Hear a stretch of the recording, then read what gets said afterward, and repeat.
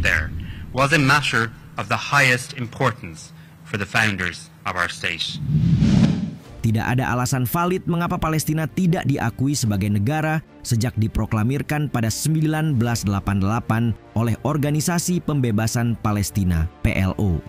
Sederhananya, Israel menjadi pihak yang paling tidak mau mengakui Palestina, sementara Amerika Serikat dan kebanyakan negara-negara Barat tidak mengakui Palestina karena lebih mendukung Israel. Namun kini Israel kian terpojok setelah sederet negara Eropa mulai mengakui kedaulatan Palestina. Jika sudah begini, bukankah kemerdekaan itu kian dekat?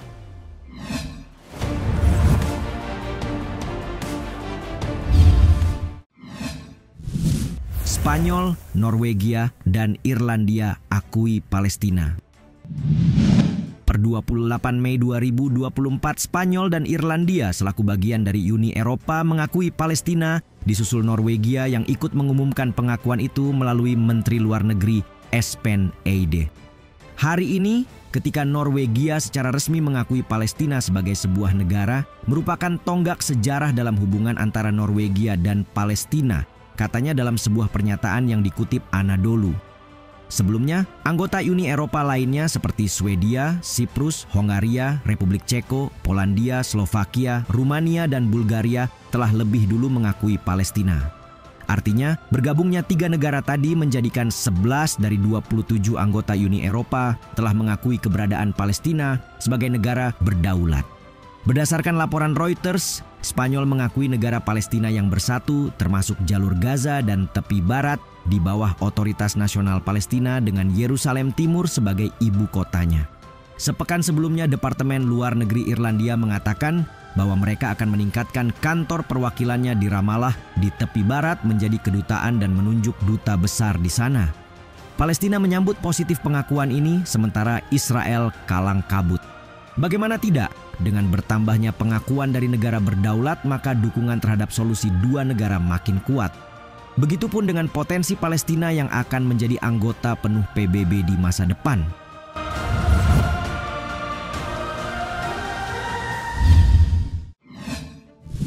Negara Eropa yang akan menyusul. Setelah Spanyol, Irlandia, dan Norwegia, Slovenia diperkirakan akan menyetujui pengakuan yang sama 2 hari kemudian, sementara Malta mengatakan akan menyusul setelahnya. Inggris dan Australia pun mengaku mempertimbangkan pengakuan itu.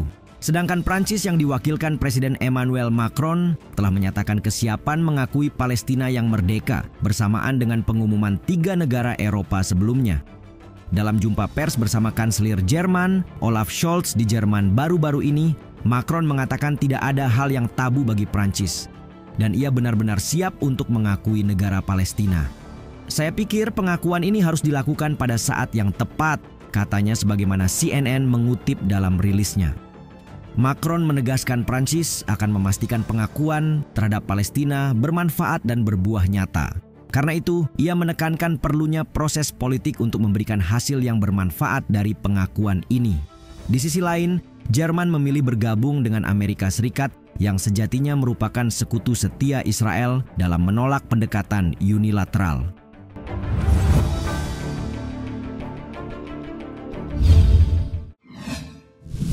...145 negara kini akui Palestina. Serangan Israel yang tiada henti di jalur Gaza telah meningkatkan dukungan terhadap negara Palestina di Eropa. Buktinya, 145 negara dari 193 anggota PBB kini telah mengakui Palestina. Peningkatan jumlah ini tentu saja menjadi kabar baik, sebab pada akhir tahun 1988, negara Palestina baru diakui oleh 78 negara saja. Selain negara-negara Eropa, sejumlah negara yang kebanyakan datang dari negara-negara Timur Tengah, Afrika, dan Asia juga telah memberikan pengakuannya atas kemerdekaan Palestina. Berikut daftarnya. Sementara itu, Amerika Serikat, Kanada, Australia, Jepang, Korea Selatan, dan kebanyakan negara-negara Eropa Barat masih bersikukuh tidak mau mengakui Palestina. Palestina pada dasarnya mengajukan diri untuk menjadi anggota penuh PBB pada April lalu. Namun, langkah mereka terhalang oleh veto AS. Adapun selama ini status Palestina adalah pengamat tetap yang diakui sebagian, mirip dengan Kosovo dan Taiwan. Jadi, akankah AS sebagai pemegang kunci menyediakan pintu terbuka bagi Palestina? Pengamat hubungan internasional kawasan Timur Tengah dari Universitas Indonesia, Yon Makmudi mengatakan kepada CNN bahwa pengakuan ramai-ramai dari negara Eropa bisa saja membuat AS berpikir kembali untuk menjegal langkah Palestina menjadi anggota tetap PBB.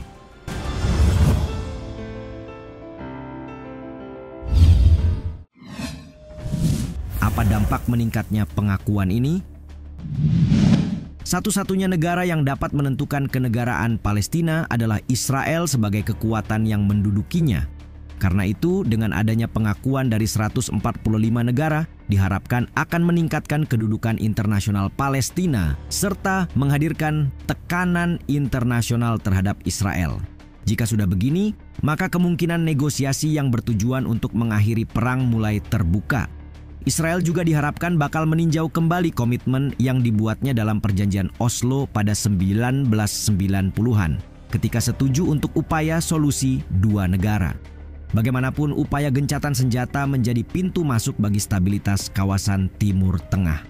Selain itu, mengingat status keanggotaan Uni Eropa, Irlandia, dan Spanyol, diharapkan pula bahwa langkah mereka akan menempatkan status Palestina dengan kuat pada agenda selama pemilihan Uni Eropa pada 6 hingga 9 Juni mendatang. Di sisi lain, pengamat politik dan pemerintahan dari Universitas Diponegoro, Anielo Iannone, punya penilaian berbeda.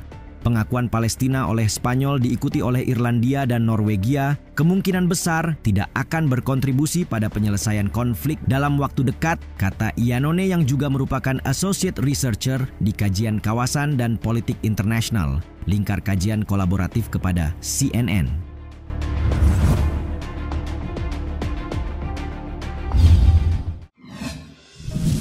Israel kian terpojok. Seolah sudah tak bisa menghentikan langkah-langkah negara yang mendukung kemerdekaan Palestina, Israel kini hanya bisa mengutuk dan bersumpah akan melakukan pembalasan. Melalui Duta Besar Israel untuk Jerman, Ron Prosor, Israel memberi peringatan terhadap negara-negara yang mengakui kedaulatan Palestina itu. Dalam keterangannya beberapa waktu lalu, Ron Prosor menyebut negara-negara itu sama saja memberikan angin positif bagi para teroris. Selama pembantaian berikutnya, tangan mereka akan berlumuran darah orang-orang tak berdosa, katanya kepada media. Kemudian, surat penangkapan yang dikeluarkan Jaksa Penuntut Mahkamah Pidana Internasional (ICC), Karim Khan terhadap Netanyahu juga menjadi sesuatu yang sulit ditampik dampaknya. Sebab langkah tersebut, sebagaimana analisis Reuters mengungkap, telah membuat negara-negara anggota utama berada dalam dilema diplomatik dalam menyeimbangkan dukungan untuk Israel dan ICC. Para pejabat Jerman misalnya melalui juru bicara Kanselir Jerman Olaf Scholz, Steffen Hebestreit, pihaknya menegaskan akan mematuhi surat perintah penangkapan ICC terhadap Netanyahu. Ketika ditanya apakah Jerman akan melaksanakan perintah itu, Hebestreit menjawab, "Tentu saja, ya kami mematuhi hukum." Amerika Serikat sendiri mengutuk langkah tersebut dan menolak menyamakan Hamas dengan Israel. Inggris kemudian hadir dan menjadi pihak yang mempertanyakan yurisdiksi pengadilan tersebut, sementara Italia menuduh adanya potensi antisemitisme. Di sisi lain, Prancis mendukung independensi ICC namun menekankan kepatuhan terhadap hukum kemanusiaan. Adapun Spanyol telah menyatakan dukungannya terhadap penyelidikan ICC.